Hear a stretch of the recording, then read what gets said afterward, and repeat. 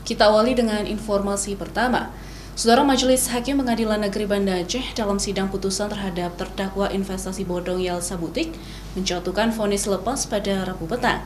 Padahal sebelumnya, Jaksa Penuntut Umum menuntut terdakwa pasangan suami istri owner Yelsa Butik dengan hukuman 15 tahun penjara dan denda 8 miliar rupiah dan subsidi 6 bulan karena terbukti dan meyakinkan telah melakukan tindak pidana pasal 378 dan Undang-Undang Tindak Pidana Pencucian Uang.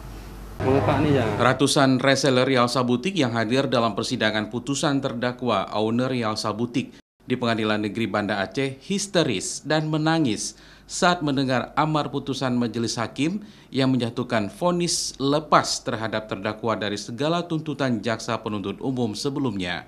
Para reseller pendukung owner Yelsa Butik mengaku bersyukur dengan putusan majelis hakim yang memvonis terdakwa lepas dari tuntutan jaksa penuntut umum, sehingga diharapkan uang investasi mereka dapat dikembalikan.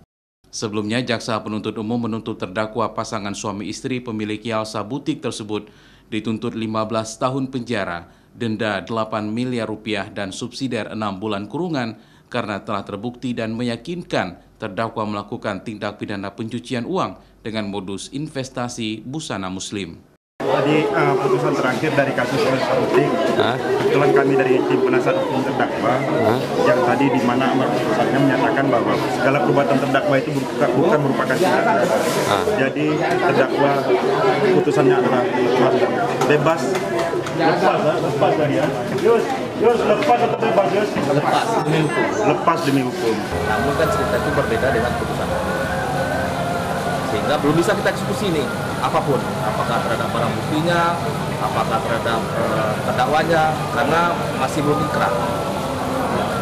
Artinya kamu berupaya, itu aja. Sejumlah barang bukti, mobil mewah dan rumah, uang tunai, perhiasan yang bernilai miliaran rupiah telah disita karena dibeli oleh terdakwa dengan menggunakan uang dari anggota dan reseller investasi bodong yang tersebar di seluruh Aceh. Setelah mengikuti sidang putusan perkara tindak pidana investasi bodong, tim jaksa penuntut umum dari Kejaksaan Negeri Banda Aceh menyatakan akan melakukan upaya hukum kasasi ke Mahkamah Agung. Raja Umar, Kompas TV, Banda Aceh.